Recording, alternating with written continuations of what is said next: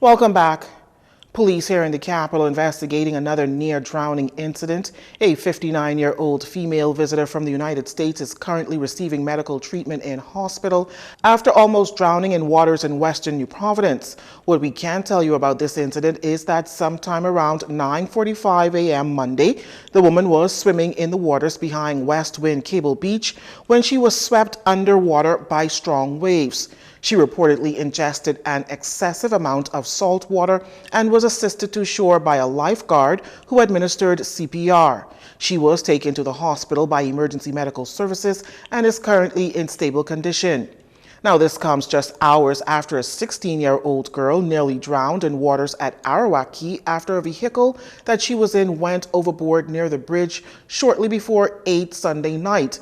An alert police officer on duty at the National Youth Parade that was taking place nearby swiftly responded to the situation after seeing the driver of a burgundy Nissan Cube lose control going overboard.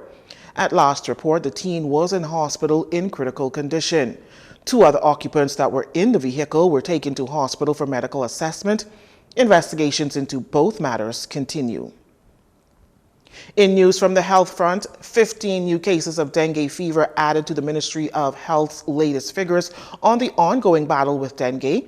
As of October 23rd, 221 cases of the disease were confirmed in country.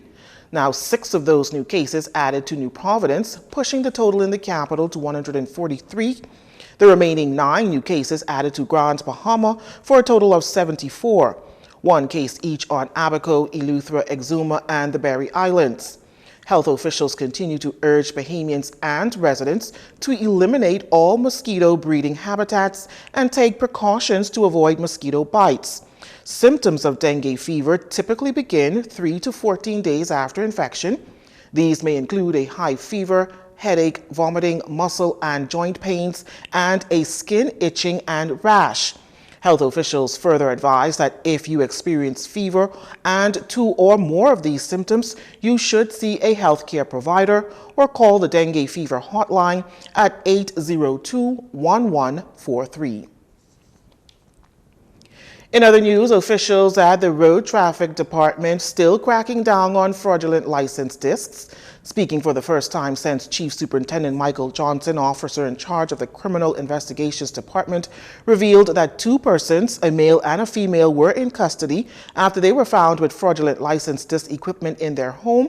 Minister of Transport and Energy, JoBeth Colby-Davis, told reporters that her ministry is working closely with the police to put a stop to what has been deemed a fraudulent license disc ring. We have been building a strong team of collaboration with the police department, and so that we can tackle these from both ends. So that's why you've been seeing a lot of it coming forward, because working together with the police has helped us to close in some of the gaps and the loopholes. Internally, we've also changed some of our process and management of our assets, and so you'll see more of it and more information on how we're targeting this. We don't want to give too much details because we don't want people to change up their approach, but we're working closely with the police to address these matters. Back in September, Chief Superintendent Johnson told reporters that a 41-year-old female was arrested after it was discovered that the Nissan Bluebird vehicle she was driving had a fake license disc on the windshield.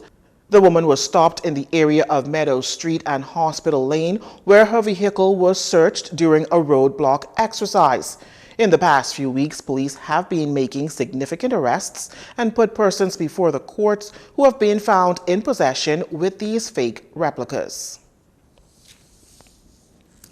On the heels of high tension and tempers flaring last Friday evening when the Progressive Liberal Party ratified its candidate for the upcoming by-election, rumors swirled that the party is facing internal conflict and a possible rift between its members. But Progressive Liberal Party Chairman Fred Mitchell sought to dispel those rumors with the media on Monday. Mr. Mitchell contends that the party is united despite the noise in the market. Speaking on the sidelines of the opening session of Diplomatic Week at Bahama, the PLP chairman dispelled rumors the party is having internal struggles and contends that the party is not divided. The party's not divided. I assure you it's not divided. And that's as much as I say. It's not divided, parties united. We're going to fight as a united front, and we will win the seat. On Friday, the PLP's National General Council, NGC, ratified Kingsley Smith as its standard-bearer to contest the West Grand Bahama and Bimini by-election over the favorite, former MP Shane Gibson, who was favored by some of the constituency members. During the process, some irate PLP supporters chanted "Brave got to go," with some even making allegations against Mr. Smith that he is and will always be a Free National Movement member. But Mr. Mitchell asserts that the party is confident that Mr. Smith is the right candidate for the upcoming by-elections, calling him a fit and proper candidate.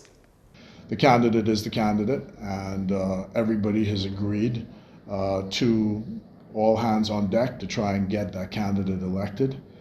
He is 50 years old. He is the next generation of leadership in the West Grand Bahama Bimini community. He has significant ties to the Bimini community itself. So he was born in West End. His father was a stalwart councillor. His mother was a Martin. She was born a Martin, so he has significant ties to the West Grand Bahama community. Well known. He's performed well as Chief Passport Officer. People are proud of his success as an attorney.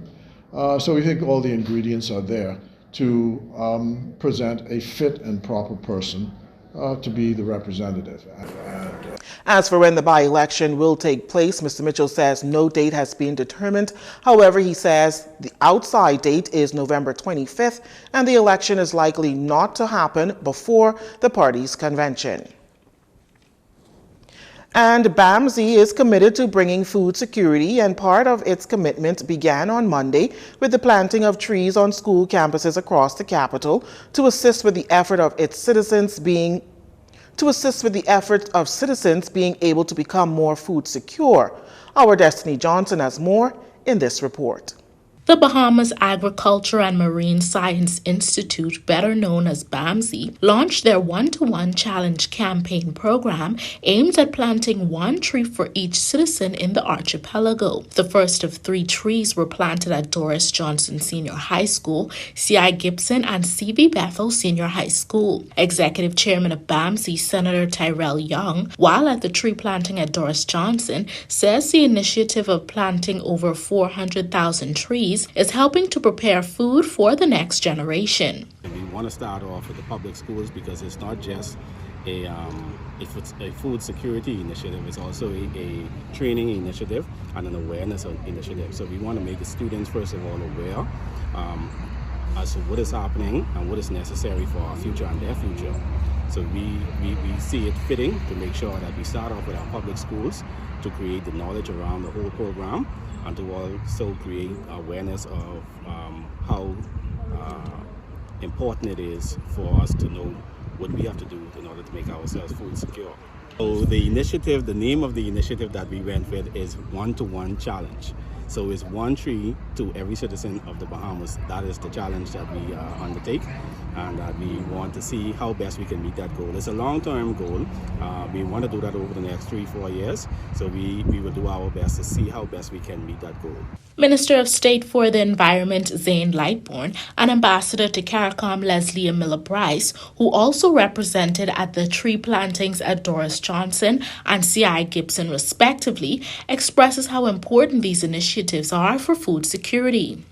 And so this is very important that we partner with all agents that or agencies that seek to provide our country with the next generation of not only food security, but also we talk about climate resilience and considering what our effects are on climate change and to see if we can reverse the negative effects of climate change. So things like planting trees have multiple positive attributes. Well, BAMSI is throughout the Commonwealth of the Bahamas doing great things. This is just one of their initiatives that they have planned over the next few years, and that is to plant fruit trees throughout the entire country. Food sustainability and food security is extremely important to BAMSI, and so this is just one of their initiatives. So it is a joy and a delight and a pleasure for me to be here today to take part in such an historic moment. Students from C.I. Gibson also expressing their excitement for the tree and its impact on society in the future. Sky Knowles, and I'm grateful that BAMSI included my school at Gibson for the 1-on-1 tree challenge. Today we planted an avocado tree, and I'm so excited to be able to include this inside our, breakfast and everything. Fresh fruit for everything. Indeed. I look forward to eating this avocado in the next 5 years. Trust me, I can be looking out for this tree. BAMSI is encouraging Bahamians across the archipelago to join in on the challenge and plant fruit trees in their neighborhood and in their yard for the next generation and to secure sustainable food sources. For Jcn News, I'm Destiny Johnson. Thanks for that report, Destiny. Well, that does it for news this evening. Once again, I'm Lissy Bastian, and from all of us here at Jcn News, have a wonderful evening, everyone. This segment of the news has been brought to you by Sun Oil Limited.